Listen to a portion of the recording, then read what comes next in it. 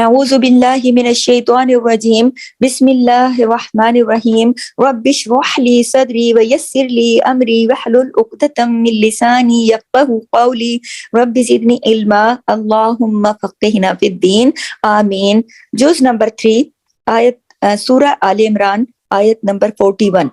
قال رب انا، اس نے کہا اے میرے رب، کیسے یکون ہوگا لی میرے لیے غلام لڑکا، وقد بلغنی الکبر، حالانکہ تحقیق پہنچا مجھے بڑھاپا، وامراتی، اور بیوی میری آخر بانجھ ہے۔ قالا، اس نے کہا کذالک اللہ، اسی طرح اللہ، یفعل، کرتا ہے، ما یشاء، جو چاہتا ہے۔ تو اس آیت نمبر 40 کے اندر بات یہ ہے کہ زکریا علیہ السلام جو کہ کہہ رہے ہیں، زکریا علیہ السلام کہہ رہے ہیں، فرمایا نا قال ربی انا، اس نے کہا، کس نے کہا؟ زکریا علیہ السلام نے کہا۔ یہ جو پہلے لکھا نا قال، یہ زکریا علیہ السلام کی طرف بات ہو رہی کہ زکریا علیہ السلام نے کہا یا رب میرا بچہ کیسے ہوگا، میں تو بوڑھا ہو چکا ہوں۔ دیکھیں یہ ایک انداز ہے بات کرنے کا، کیونکہ دیکھیں اللہ ہی کی طرف سے سب چیزیں چل رہی ہوتی نا، بڑھاپا، جوانی، بچپن، یہ سب گزر رہے ہوتے ہیں، بندہ اس کو روک نہیں سکتا، یہ چاہے کچھ بھی کر لے، کہیں چھپ جائے جا کے، لیکن اللہ کے حکم سے یہ ساری چیزیں چل رہی ہوتی ہیں۔ تو تاریخ میں آتا ہے کہ ان کی عمر اس وقت 120 سال تھی، اور وہ کہہ رہے ہیں کہ وامراتی آخر، کہ میری تو بیوی بانجھ ہے، بچے پیدا نہیں کر سکتی۔ اور یہ تاریخ میں آتا ہے کہ ان کی بیوی کی عمر 88 سال تھی، 88 ایئرس اولڈ تھیں وہ۔ اور پھر آگے فرمایا کہ قال کذالک اللہ یفعل ما یشاء، اس نے کہا اسی طرح اللہ کرتا ہے، کس طرح؟ جب جیسے چاہتا ہے اللہ، یعنی اللہ تعالیٰ ہر چیز پر قدرت رکھتا ہے، وہ جیسے چاہتا ہے کر سکتا ہے، یعنی کہ اللہ اگر دینا چاہے تو وہ کسی سبب کے بغیر بھی دے سکتا ہے، اور اللہ اگر دینا چاہے اور ساری دنیا مل کر اسے روکے تو بھی اللہ دینا چاہے تو دے کے رہتا ہے، اگر ساری دنیا مل کر روکنا چاہے تو بھی اللہ جو چاہے وہ کر سکتا ہے۔ تو آیت نمبر 41 پہ آتی ہوں۔ قال ربی، اس نے کہا اے میرے رب، رب اجعل لی، بنا میرے لیے آیا کوئی نشانی۔ اب حضرت زکریا علیہ السلام کو اللہ تعالیٰ کہہ رہے ہیں نا کہ اللہ جو چاہتا ہے وہ تو کر لیتا ہے۔ اب وہ پریشان تھے، وہ کہنے لگے یہ کیسے ممکن ہے، میں تو جیسے پچھلی آیت میں میں نے بتایا نا کہ وہ انسان کی فطرت ہے نا کہ انسان فوراً ظاہری چیز کو دیکھ کے سوچنے لگتا ہے یہ کیسے ہوگا۔ تو وہ کہہ رہے ہیں یہ کیسے ہوگا، میں تو اتنا بوڑھا ہو چکا ہوں، بیوی میری اتنی بوڑھی، اور اوپر سے بانجھ بھی ہے، تو بچہ کیسے ہوگا؟ تو اللہ نے فرمایا کہ جیسے اللہ چاہتا ہے، جب کرنا چاہتا ہے کر لیتا ہے۔ اگلی آیت میں اللہ نے ان کو جواب دیا کہ جیسے جب اللہ نے یہ بتایا تو اگلی آیت میں انہوں نے کہا، آیت نمبر 41 میں اس نے کہا، پھر کس نے کہا؟ زکریا علیہ السلام نے دوبارہ کہا کہ رب اجعل لی آیا، یہ کیسے ہوگا، مجھے کوئی نشانی دکھا۔ آیت کہتے ہیں نشانی کو، تو زکریا علیہ السلام نے نشانی مانگی، اور دیکھیں نشانی حضرت ابراہیم علیہ السلام نے بھی مانگی تھی، کیونکہ حضرت ابراہیم علیہ السلام کو جب اللہ تعالیٰ نے کہا نا ہم بندوں کو ماریں گے دوبارہ زندہ کریں گے، یعنی اس طرح اگلی آخرت کے لیے، تو وہ یہ سوچتے تھے اور وہ کہتے تھے مجھے یقین ہے، ایمان ہے، یہ سب کچھ ہوگا، مگر کیسے؟ اللہ مجھے کوئی نشانی دکھا، کیسے؟ تو اللہ تعالیٰ نے ان کو بھی نشانی دکھائی تھی، انشاءاللہ پھر کسی جگہ پہ میں آپ کو وہ سارا واقعہ سناؤں گی۔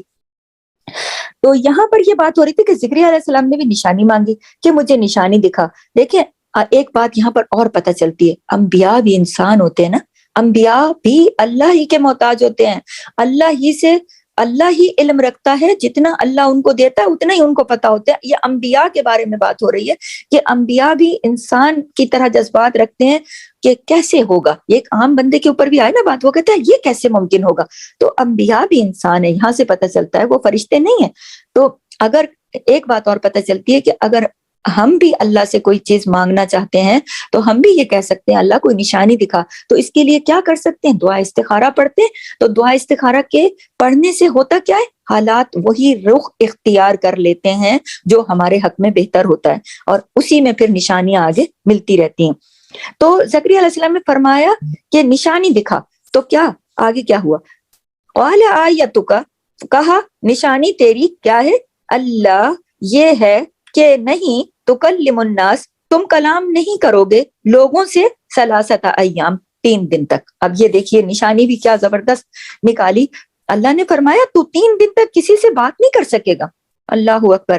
اب دیکھیے بولنا کتنی بڑی نشانی ہے اللہ کی، بولنا رنگ رنگ کی بولیاں ہیں، ان میں غصہ ہے، نفرت ہے، جذبات ہے، خوشی ہے، پیار ہے، محبت ہے، غم ہے، کیا کیا چیزیں ہیں جو ہم زبان سے لفظوں میں نکالتے ہیں، کہاں جا کر یہ الفاظ بنتے ہیں دماغ کے اندر، پھر وہ پورے لفظ جڑتے ہیں، حروف تہجی جڑتے ہیں، الفاظ بنتے ہیں، مطلب ایک ایک سیکنڈ کے اندر ہم کتنی کتنی چیزیں ایک دم ہماری زبان ادا کر رہی ہوتی ہے۔ کیا ہے زبان؟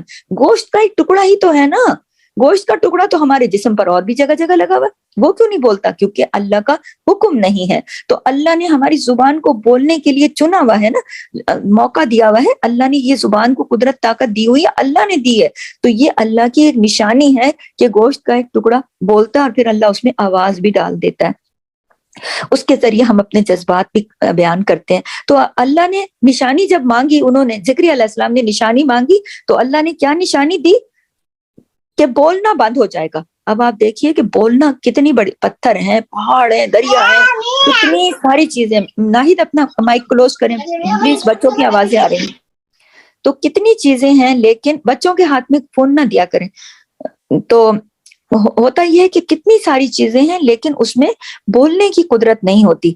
تو اللہ تعالیٰ نے کتنی بڑی نشانی کے ذریعے سے انہیں بتایا کہ اب تیرا بولنا بند ہو جائے گا۔ اب یہ دیکھیے جب گلا خراب ہو، الفاظ آتے ہوتے ہیں، طاقت بھی ہوتی ہے، سب کچھ ہوتا ہے، لیکن آواز بند ہو جاتی ہے تو ہم کچھ بھی کرتے رہے، آواز نہیں نکلتی۔ تو اللہ نے پھر یہ نشانی دی اور کیا فرمایا؟ 3 دن تک آپ بات نہیں کر سکو گے۔ اللہ اکبر، 3 دن تک آپ بات نہیں کر سکو گے۔ جب انہوں نے نشانی مانگی تو اللہ نے یہ نشانی دی کہ یہ میں نے جو تجھے طاقت قدرت دے رکھی ہے نا، اب آپ 3 دن تک اس کو استعمال نہیں کر سکو گے۔ لیکن مگر آگے فرمایا کہ اللہ تکلم الناس 3 ایام، 3 دن تک آپ استعمال نہیں کر سکو گے، اللہ مگر رمزہ، مگر اشارے سے کر سکو گے۔ فرمایا 3 دن آپ بات نہیں کر سکو گے مگر اشاروں سے بات کرو گے اور اللہ کا ذکر کرو گے۔ یہ حقیقت ہے نا کہ جب ہم زیادہ بولتے ہیں نا تو ہم پھر اللہ کا ذکر نہیں کرتے کثرت سے، کیونکہ اللہ نے آگے کہا کہ اشاروں سے تم بات کرنا، اور اگر آگے کیا کرنا، وَاذْكُرْ رَبَّكَ، اور تم یاد کرو اپنے رب کو، کثیرا، بہت زیادہ، وَسَبِّحْ، اور تسبیح کرو، بِالْعَشِيِّ وَالْإِبْكَارِ، شام کے وقت اور صبح کے وقت۔ تو اللہ نے بولنا کیوں بند کرایا پیچھے؟ یہ اسی آیت کے پچھلے حصے میں کہا نا کہ نشانی یہ کہ 3 دن تک بات نہیں کر سکو گے، اور دوسری بات یہ بولی کہ اشاروں سے کر لینا، اور یہ روکا کس لیے؟ اور تم یاد کرو اپنے رب کو کثیرا، بہت کثرت سے، کیونکہ جب ہم اگر بولنا شروع کر دیتے ہیں نا تو پھر ہمیں اللہ کی یاد سے غافل ہو جاتے ہیں، جب ہم دوسری باتوں میں لگ جاتے ہیں۔ آپ چیک کریں جب آپ کال پہ باتیں کرتی ہیں اس وقت دنیا کی باتیں یا اور کوئی باتیں یا شاپنگ کی باتیں، اس وقت کوئی اللہ یاد ہوتا ہے؟ نہیں نا۔ اللہ جب ہماری زبان ایک طرف سے ہٹتی ہے، ہمارا دماغ ایک طرف سے ہٹتا ہے، دوسری طرف پہ ایک وقت میں 2 ذکر نہیں کر سکتی زبان، ایک وقت میں 2 ذکر نہیں کر سکتی۔ تو اللہ نے کہا کہ اللہ کو کثرت سے، اللہ نے وہ دوسری باتیں بند کرائیں اور کہا کہ اللہ کا ذکر کثرت سے کرو گے، کیونکہ دیکھیں کتنی بڑی نعمت دینے جا رہا تھا اللہ، کتنی بڑی نعمت مل رہی تھی، تو اس پر ذکر تو بنتا تھا نا۔ 120 سال بندے کی عمر ہے اور پھر اوپر سے بیوی بانجھ ہے، 88 سال عمر ہے، اور اللہ کوئی بڑی نعمت دینے جا رہا ہے اولاد کی، تو پھر ذکر تو بنتا ہے نا۔ تو اللہ نے کہا وَاذْكُرْ رَبَّكَ كَثِيرًا، اور تم یاد کرو اپنے رب کو بہت زیادہ، بہت زیادہ۔ تو اس اتنے سے پارٹ کے اندر میں آپ کو بتاؤں کہ ابھی میں نے آپ کو تھوڑی دیر پہلے بھی بتایا نا کہ جب کوئی نعمت ملتی ہے تو اس پر اللہ کا ذکر کرنا چاہیے، اللہ کو یاد کرنا چاہیے، کیونکہ نعمت جو ہے وہ ہر کسی کو جتنی زیادہ آپ شکر کریں گے اتنی زیادہ اللہ بڑھا دے گا۔ اور پھر آگے اللہ نے 2 لفظ بتائے، وَسَبِّحْ بِالْعَشِيِّ وَالْإِبْكَارِ، اور تسبیح کرو، اللہ کی حمد بیان کرو، تسبیح کرو، بالعشی والابکار، شام کے وقت اور صبح کے وقت، صبح اور شام اللہ کی تسبیح کریں۔ یہ بھی دیکھیں ساتھ ہے، سورج صبح کون سی ٹائم؟ سورج طلوع ہونے سے پہلے، اور شام سورج غروب ہونے سے پہلے اللہ کی تسبیح بیان کریں۔ دیکھیں اللہ تعالیٰ نے مختلف مقامات پر قرآن پاک میں ان 2 وقتوں کا، ٹائمز کا ذکر کیا، ان دونوں اوقات کا ذکر کیا۔ کون سے اوقات؟ صبح اور شام۔ صبح کون سا ٹائم؟ سورج طلوع ہونے سے پہلے، اور شام سورج غروب ہونے سے پہلے۔ اس سے کیا پتہ چلتا ہے؟ اس سے یہ پتہ چلتا ہے کہ ان اوقات کی اہمیت اور فضیلت بہت زیادہ ہے۔ صبح اور شام کے جو اذکار ہیں، دعائیں ہیں، ان کو پڑھنے کا صحیح وقت یہی ہے، سورج نکلنے سے پہلے اور سورج غروب ہونے سے پہلے۔ یہ افضل وقت ہے، لیکن اگر بھول جائیں نہیں پڑھ پائیں تو بعد میں بھی پڑھ سکتے ہیں، یہ منع نہیں ہے۔ اب سورج نکل گیا، اب کون سی دعا؟ نہیں نہیں، سورج نکل گیا تو بھی آپ نہیں پڑھ سکے لیکن آپ دعائیں پڑھ لیں۔ لیکن ہر چیز میں کچھ نہ کچھ افضل ہوتا ہے نا۔ افضل کیا ہے؟ سورج نکلنے سے پہلے، اور شام کو افضل کیا ہے؟ سورج غروب ہونے سے پہلے۔ لیکن اگر آپ کسی حالات کی وجہ سے دعائیں نہیں پڑھ پائے، ذکر نہیں کر پائے، تو آپ بعد میں بھی کر سکتے ہیں، اس سے منع نہیں ہے۔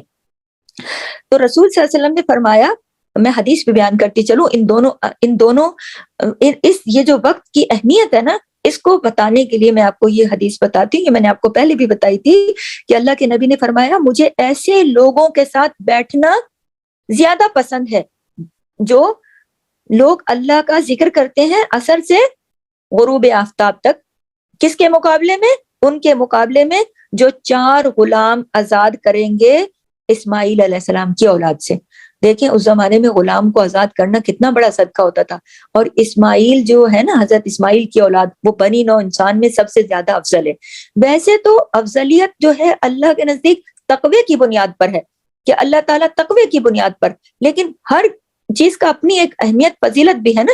انسانیت میں، نسل انسانی میں جو فضیلت ہے وہ حضرت اسماعیل علیہ السلام کی اولاد کو، ہمارے نبی بھی اسی کی اولاد، انہی کی اولاد میں سے۔ تو بنی نوع انسان جو ہے، بنی اسماعیل، اس میں سب سے زیادہ افضل ہے۔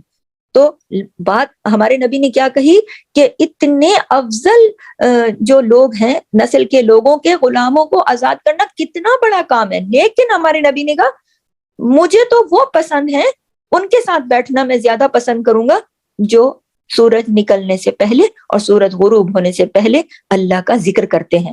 تو بڑی سبق کی بات ہے آپ کے اور میرے لیے کہ ہم اپنے نبی کا قرب چاہتے ہیں، اگر ہم اپنے نبی کی سفارش چاہتے ہیں، اگر ہم اپنے نبی کی محبت چاہتے ہیں، تو ہم نے ان چیزوں پہ غور کرنا ہے کہ ہمارے نبی کن چیزوں کو پسند کرتے تھے کہ صبح سورج نکلنے سے پہلے اللہ کا ذکر اور تسبیح کی جائے، اور سورج غروب ہونے سے پہلے اللہ کا ذکر اور تسبیح کی جائے۔ تو لکھ لیں اپنے پاس کہ اگر آپ چاہتے ہیں کہ نبی آپ سے محبت کریں اور آپ کے ساتھ بیٹھنا پسند کریں، تو میں نے اور آپ نے اس چیز کو اپنانا ہے۔ کس چیز کو؟ صبح سورج نکلنے سے پہلے اور شام سورج غروب ہونے سے پہلے اللہ کی تسبیح کرنی۔ دیکھیں بعض خواتین کہتی ہیں ہمارا وہ کام کا وقت ہوتا ہے، کام کا وقت ہاتھ سے ہوتا ہے، کریں کام۔ آپ اپنی زبان پر اللہ کی تسبیح، اللہ کی تعریف، اللہ کی حمد دو ثنا جاری رکھیں، صبح کو بھی اور شام کو بھی، کوئی روکتا تو نہیں ہے نا، آپ اپنی زبان سے اللہ کا ذکر کرتی رہیں۔ دیکھیں حضرت موسیٰ علیہ السلام نے جب دعا کی تھی نا اللہ تعالیٰ سے کہ اللہ ہارون علیہ السلام کے لیے دعا کی تھی نا، تو فرمایا تھا کہ اللہ مطلب میرا ساتھی بنا، میرا مددگار بنا، تاکہ ہم بہت زیادہ تیری تسبیح کریں۔ یعنی کتنی بڑی نعمت مانگی تھی حضرت موسیٰ کو جب اللہ نے چنا تھا کہ جا کے فرعون کے دربار میں اللہ کا پیغام دو، تو انہوں نے اللہ سے ہارون علیہ السلام کو مانگا تھا، اور ساتھ میں یہ بھی کہا کہ میں اور وہ دونوں مل کر آپ کی بہت زیادہ تسبیح کریں گے۔ اس سے کیا پتہ چلتا ہے کہ نعمتوں کے ملنے پر تو ہمیں اور بھی زیادہ تسبیح کرنی چاہیے، اللہ کی پاکی بیان کرنا چاہیے۔ پڑھیے آپ لوگ بھی سبحان اللہ و بحمدہ سبحان اللہ العظیم، فرشتوں کی تسبیح ہے، ٹھیک ہے۔ تو ابھی میں نے آپ کو بتایا نا کہ بنی اسماعیل سب سے افضل ہے باقی نسل انسانی پر، تو اللہ کے رسول کو زیادہ پسند ہے کہ ان اوقات میں آپ لوگ اللہ کا ذکر کریں گے، عام دنوں سے، مطلب عام جو وقت ہوتے ہیں اس سے بھی زیادہ۔ تو اہم بات کیا پتہ چلتی ہے کہ تسبیح جو ہے وہ بہت اہم ہے، اور تسبیح قولی بھی ہوتی ہے اور تسبیح فعلی بھی ہوتی ہے۔ قولی کیا؟ زبان سے قول، بات کرنا، ذکر کرتے رہنا، اللہ کی تسبیح کرتے رہنا، اور فعلی کیا ہے؟ عبادت، اپنے جسم بھی، جیسے نماز ہے نا، ہم اللہ کی تسبیح کر رہے ہیں نا، ہم اللہ کی عبادت کر رہے ہیں نا، ذکر کر رہے ہیں، تو ہمارا جسم کا ایک ایک عضو اس کے اندر کبھی سجدے میں ہے، کبھی رکوع میں ہے، کبھی اتحیات میں ہے، کبھی قیام میں ہے، تو یہ ہماری فعلی تسبیح ہے۔ فعلی یعنی فعل کر رہے ہیں نا، ہم کام کر رہے ہیں۔ تو تسبیح قولی بھی ہوتی ہے اور فعلی، دو طرح کی ہوتی ہے، اپنی زبان سے بھی اور اپنے کام سے بھی۔ تو دوبارہ اپنی آیت کے اوپر آتی ہوں کہ اللہ فرما رہے 3 دن تک آپ باتیں نہیں کرو گے، تو ذکر کرنا ہے اور بات اشارے سے کرنی ہے۔ اللہ نے اپنے نبی سے ذکر علیہ السلام کو جب یہ کہا، تو اس میں ہمارے لیے بھی ایک سبق ہے کہ اشارہ اگر ہم عبادت کر رہے ہیں نا تو ہمیں ضرورت پڑ جائے تو ہم اشارہ کر سکتے ہیں. ٹھیک ہے, بعض اوقات ایسا ہوتا ہے کہ ہم نماز پڑھ کے جا نماز پہ بیٹھے ہوتے ہیں اور فوراً ہی کوئی آ کے ہم سے بات پوچھ لیتا ہے. عموماً لوگ پہلے سے انتظار میں کھڑے ہوتے ہیں فون لے کے, ابھی سلام پھیرا, تمہاری کال آئی پڑی ہے, یہ اٹینڈ کر لو, یہ چیز بتا دو, وہ کدھر رکھا ہے, یہ کدھر رکھا ہے, یہ بتاؤ. وہ یعنی موقع ہی نہیں ہوتا کہ بندہ کوئی تسبیح پڑھ لے یا کوئی وہ ایسا کوئی دعا مانگ لے فوراً. تو یہاں پر میں ان لوگوں کو جو نماز پڑھتے بندے کے سر پہ سوار ہو جاتے ہیں نا, میں ان لوگوں سے بھی یہ درخواست کروں گی کہ بندہ اس وقت اپنے رب کے حضور کھڑا ہوتا ہے, اسے ڈسٹرب نہیں کرنا چاہیے, چاہے کتنا بھی ضروری کام ہو. آپ آرام سے اس کے پیچھے سے ہٹ جائیں, اس کی توجہ بدل جاتی ہے. تھوڑی دیر صبر کر لیں. اور نماز پڑھنے والے کو بھی اس حدیث کی روشنی میں کہ نماز یہ جو حدیث میں ابھی آپ کو بتانے لگی ہوں, غور سے سنیے گا کہ ہم حدیث کا مفہوم ہے کہ نماز کے بعد فوراً بعد نماز فرض نماز کے بعد اگر کسی بندے نے آیت الکرسی پڑھی فوراً, تو اس کو جنت میں جانے سے سوائے موت کے کوئی روک نہیں سکتا. اب ہم دیکھیں کتنی اہم بات ہے کہ بندے نے فرض نماز پڑھی اور آیت الکرسی پڑھنے بیٹھ گیا, اور ہمارے یہاں لوگ سلام پھیرنے والے کے پیچھے کھڑے ہوتے ہیں کہ فون بجے جا رہا ہے لے کے کھڑے ہیں, اس کے پیچھے بیلے بج رہی ہیں, وہ تمہاری کال ہے, بھائی کاٹ دو بعد میں, کوئی اس میں کوئی موت کا مقام تھوڑی ہے. کتنی بڑی چیز ہے کہ اگر نماز کے فوراً بعد آیت الکرسی پڑھی تو اس کو پھر موت, یہ کہا ہے کہ موت کے سوا کوئی چیز جنت میں جانے سے روک نہیں سکتی. یہاں پر یہ واضح کر دوں کہ جب تک موت نہیں آئے گی بندہ جنت میں اس دنیا میں تو نہیں نہ جا سکتا. سمجھ رہی ہیں بات کو, کہ زندہ بندہ تو جنت میں نہیں جا سکتا نا. تو یعنی کہ جب بندہ فوت ہوگا تو اس کو پھر جنت میں جانے سے کوئی نہیں روک سکتا جو فرض نمازوں کی بات فوراً آیت الکرسی اہتمام سے پڑھتا رہا. تو اس میں سبق کی کیا بات آپ کو مجھے پتہ چلی کہ ہم نے دنیا ادھر ہو جائے یا ادھر ہو جائے, عموماً بچے رو رہے ہوتے ہیں, بہت مسئلے مسائل, ہمارا دماغ چل رہا ہوتا ہے, چولہا بند کرنا ہے, پنکھا بند کرنا ہے, لائٹ بند کرنی ہے. بھائی جنت کوئی ایسی چھوٹی چیز نہیں ہے کہ اس کی خاطر ہم یہ چیزیں ادھر والی چیزیں بچانے کے چکر میں اپنا موقع ضائع کر دے. شیطان بندے کے ساتھ کھڑا ہوتا ہے, کہتا ہے یہ کرو وہ کرو, تو کرنا کیا ہے, آیت الکرسی پڑھنی. ہاں لیکن جیسے اللہ کے نبی کو اللہ نے کہا آپ بات نہیں کرو گے لیکن آپ رمزا اللہ رمزا, مگر آپ اشارہ کر سکتے ہو. تو اس سے ہمیں یہ پتہ چلتا ہے کہ اگر ہم آیت الکرسی پڑھ رہے ہیں, ذکر کر رہے ہیں, تسبیح کر رہے ہیں, سبحان اللہ, الحمدللہ, اللہ اکبر, ہم اپنی انگلیوں پہ پڑھ رہے ہیں, اب کوئی آ کے ہمیں اشارے سے فون پکڑاتا ہے, آپ اشارے سے منع کر دیں. آپ کوئی پوچھتا ہے چابی کدھر ہے, آپ اشارہ کر دیں ادھر ہے. کوئی کہتا ہے کوئی بات بتاؤ, آپ اشارہ کر دیں. تو اشارے سے آپ کی تسبیح میں یا آپ کی عبادت میں کوئی فرق نہیں پڑے گا. اس بات سے ہمیں یہ بات پتہ چلتی ہے کیونکہ اللہ نے اپنے نبی کو یہ اجازت دی کہ آپ 3 دن بات نہ کریے گا لیکن آپ اشارہ کریے گا.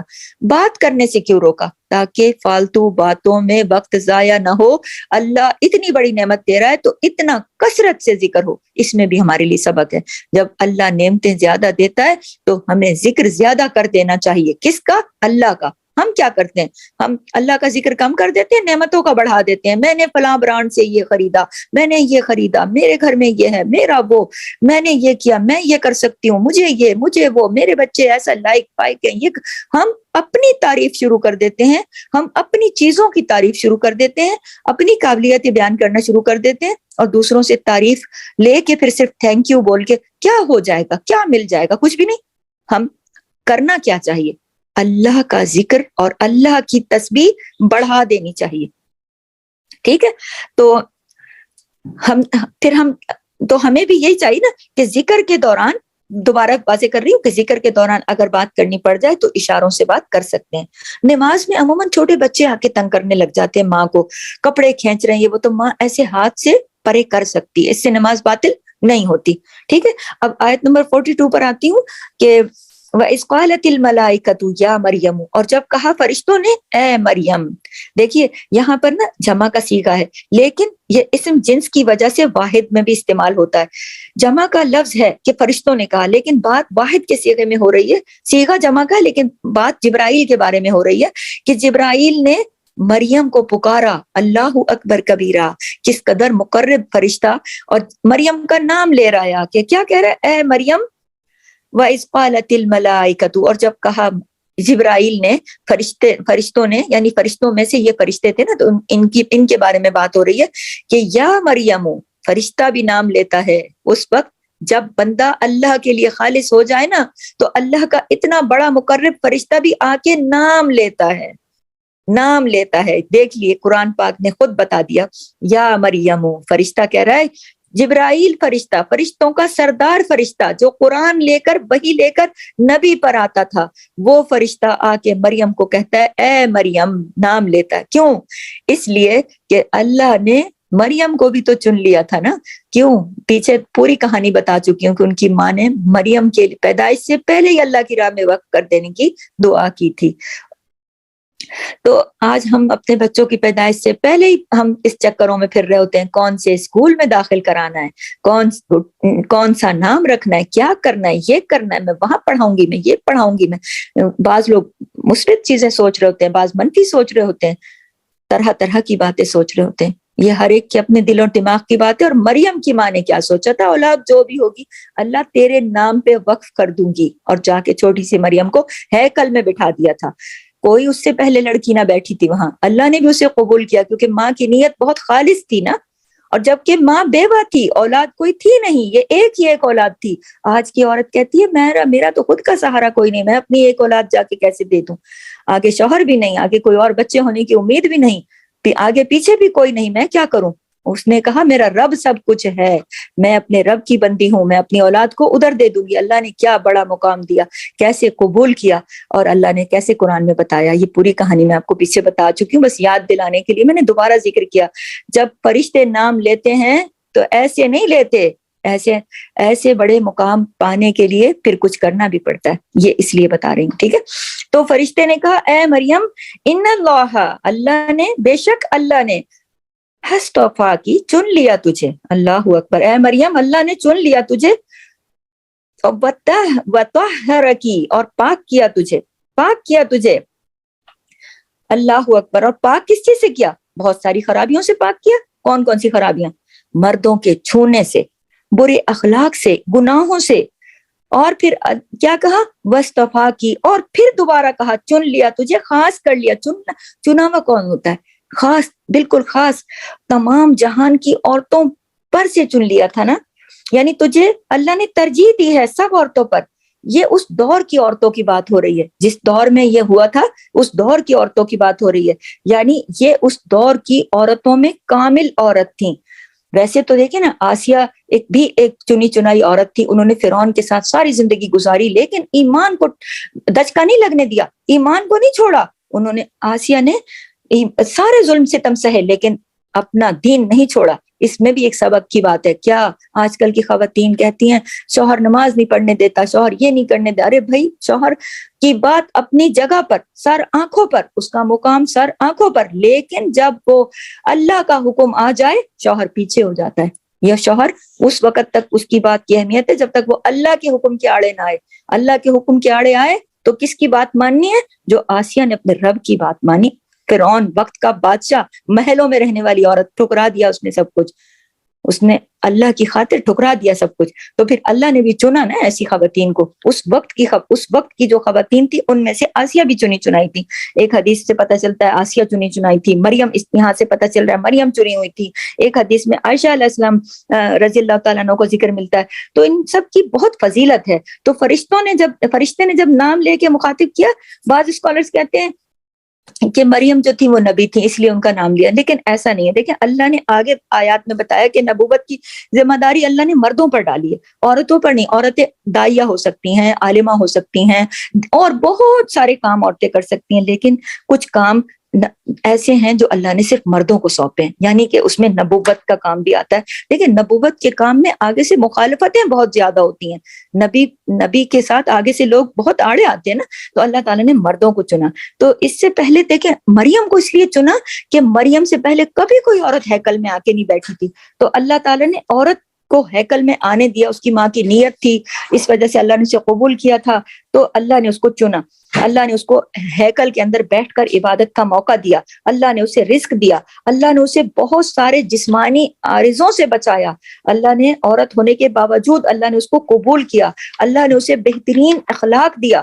اور بعض اسکالرز کے مطابق یہ بات سمجھ میں آتی ہے کہ رزق سے مراد صرف کھانے کی چیزیں نہیں ہیں، وہ یہ کہ صرف کھانے کی چیزیں اللہ ان کے آگے وہاں ہیکل میں رکھی ہوتی تھی نا. پچھلی آیات میں نے آپ کو بتایا تھا کہ زکریا نے کہا یہ کھانے کی چیزیں کہاں سے آتی ہیں, اس نے کہا اللہ دیتا ہے. تو صرف کھانے کی چیزیں نہیں بلکہ صحیفے بھی پڑھنے کے لیے, انہیں جو پڑھنے کے لیے چیزیں دی جاتی تھی اللہ ان کو بھی یہ بھی دیتا تھا. اور پھر ان کو کرامات عطا کی گئی, بغیر باپ سے اللہ نے ان کے ہاں سے بیٹے عیسیٰ علیہ السلام کی ولادت ہوئی. پھر اللہ نے ان کے بیٹے کو چنا, اور بہت ساری چیزیں تھیں کہ جن کی وجہ سے اللہ تعالیٰ نے مریم علیہ السلام کو چن لیا تھا. یہ خصوصیات کسی اور عورت میں ہو نہیں سکتی, یہ خصوصیات کسی اور عورت میں اس لیے نہیں ہو سکتی کہ باقی ساری چیزیں آپ پیچھے مریم علیہ السلام کے بارے میں سن رہے ہیں, پڑھ رہے ہیں, تو پھر آپ کو پتہ چلے گا کہ جو ان کا جو ماضی تھا کہ جیسے وہ ان کی پیدائش ہوئی, اللہ نے ماں نے ان کو اللہ کے لیے وقف کیا, پھر اللہ نے انہیں قبول کیا, پھر اللہ نے انہیں رزق دیا, اللہ نے ان کو چیزیں عطا کی, صحیفے عطا کی, اللہ نے ان کو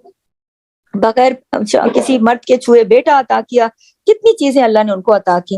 تو اللہ تعالیٰ نے مریم علیہ السلام کو چن لیا تھا. یہ خصوصیات کسی اور عورت کو نصیب نہیں ہو سکتی. لیکن دیکھیں کسی کو کوئی ایک چیز مل جائے گی, کسی کو دوسری چیز, لیکن یہ ساری کی ساری خصوصیات وَاصْطَفَاكِ عَلَىٰ نِسَاءِ الْعَالَمِينَ, چن لیا تجھے عورتوں پر تمام جہان کی. ٹھیک ہے, تو اے مریم جب تجھے رب نے اتنا دیا ہے تو اب مریم کو کیا حکم مل رہا ہے کہ مریم نے کیا کرنا ہے. یا مریم, اے مریم, مقنتی, ہمیشہ اطاعت کر. یعنی مریم تجھے جو اللہ نے چنا تو پھر تو کیا کر, اب تو اپنے رب کی اطاعت کر اور قنوت کے ساتھ کر. مریم مقنتی, اطاعت کر ہمیشہ. قنوت کے ساتھ ایسی اطاعت کو کہتے ہیں جس میں باقاعدگی بھی ہو اور عاجزی بھی ہو. اور فرمایا لِرَبِّكِ وَاسْجُدِي, اپنے رب کی تو اطاعت کر اور کیا کر, وَاسْجُدِي, سجدہ کر. اللہ اکبر.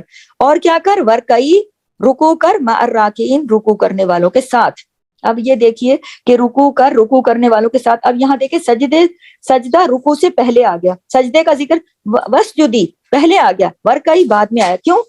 کیونکہ سجدہ رکوع سے زیادہ افضل ہے. نماز کے اندر جتنے بھی ارکان ہیں ان میں سب سے زیادہ فضیلت جو ہے وہ سجدے کی ہے. تو اللہ تعالیٰ نے سجدے کا ذکر پہلے کر دیا. ساری نماز کے ارکان اپنی جگہ اہم ہیں, نماز اپنی جگہ بہت اہم عبادت ہے, لیکن سجدے کی حالت میں اللہ کا قرب نصیب ہوتا ہے. تو اللہ تعالیٰ نے بلند مقام کر کے مریم کو کیا کہا, لکھ لیں اپنے دل پر, ذہن پر, ہر چیز کاغذ پر, کہ اللہ نے جب بلند مقام کیا مریم کا تو کہا اپنے رب کے آگے جھک جاؤ, اطاعت کرو, سجدوں کا اہتمام کرو, رکوع میں عاجزی کرو. دیکھیں جتنے بھی الفاظ ادا ہوئے نا, ہر لفظ میں عاجزی ہے, انکساری ہے. تو ہمارے لیے کیا سبق ہے کہ ہمیں بھی اللہ کے آگے زیادہ جھکنا چاہیے جب اللہ کسی دین کے کام کے لیے چن لیتا ہے. اللہ اکبر. دین کا کام کیا ہے؟ اگر آج آپ میں اور آپ مل کر قرآن پڑھ رہے ہیں, سن رہے ہیں, یہ بھی تو دین کا کام ہے نا. اس کو ہم عمل میں لائیں گے انشاءاللہ.